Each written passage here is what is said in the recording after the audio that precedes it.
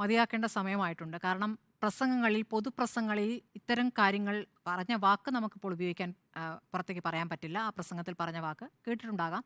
അപ്പോൾ അത് കേൾക്കുമ്പോൾ കൈയടിക്കുന്ന ഒരു വിഭാഗം ഉണ്ടാകുന്നു. ആ വിഭാഗം ഇപ്പോഴും തുടരുന്നു എന്നുള്ളത് ഞെട്ടിക്കുന്ന കാര്യമാണ്.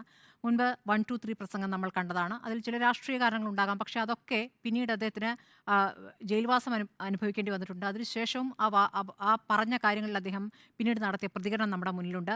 പെമ്പിളെ ഒരുമേ സമരം ഇപ്പോൾ സംസ്ഥാനം വലിയ രൂപത്തിൽ ചർച്ച ചെയ്താണ്. ആ സമരം നടത്തിയ സ്ത്രീകളെ പറഞ്ഞ വാക്കുകൾ നമ്മുടെ മുന്നിലുണ്ട്. സഭയിൽ കെ രമയ്ക്കെതിരെ പറഞ്ഞ കാര്യം നമ്മുടെ മുന്നിലുണ്ട്. വിധവയായത് വിധി മാത്രമാണ് എന്ന് പറഞ്ഞു. പിന്നീടും ആ വാചകത്തിലും ആ പറഞ്ഞ നിലപാടിലും അദ്ദേഹം ഉറച്ചു നിൽക്കുന്ന നമ്മൾ കണ്ടതാണ്. വനിതാ കളക്ടർക്കെതിരെ പറഞ്ഞു. ആനി രാജയെ കുറിച്ച് പറഞ്ഞിട്ടുള്ളത് അവർ ഡൽഹിയിൽ ഉണ്ടാക്കിയാൽ മതി, അതൊരു പ്രയോഗമാണല്ലോ. അതൊക്കെ ഈ സ്ത്രീകളോട്, സ്ത്രീ നേതാക്കളോട് ഏത് രൂപത്തിൽ പ്രവർത്തിക്കുന്ന തൊഴിലാളികളായാലും നേതാക്കളായാലും രാഷ്ട്രീയ രംഗത്തുള്ളവരായാലും സ്ത്രീകളോട് സംസാരിക്കുന്ന കാര്യത്തിലൊക്കെ ഇപ്പോൾ നമുക്ക് തന്നെ അനുഭവമുണ്ട്. നമ്മുടെ ചർച്ചയിൽ പങ്കെടുക്കുമ്പോൾ ഞാൻ ഈ വനിതാ നേതാക്കളോട് അദ്ദേഹം പ്രതികരിക്കുന്ന രീതി ശരിയാണോ എന്ന് ചോദിച്ചപ്പോൾ നിങ്ങളൊരു സ്ത്രീയാണോ എന്നോട് ചോദിക്കുകയുണ്ടായി.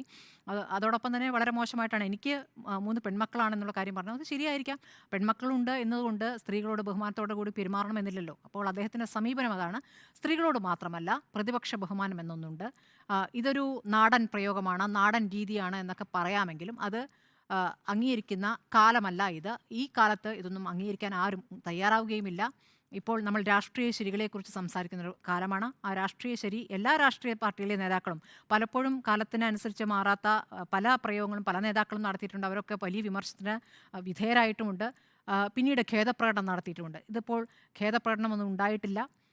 അതിന് കൊടുത്ത മറുപടി നല്ല ഭാഷയിലാണോ എന്ന ചോദ്യം അവിടെ നിൽക്കുന്നുണ്ട്. പക്ഷെ അപ്പോഴും എം മണി എന്നൊരു രാഷ്ട്രീയ നേതാവ് ഈ കാലത്തിന് പറ്റിയ നേതാവല്ല എന്ന് തന്നെയാണ്.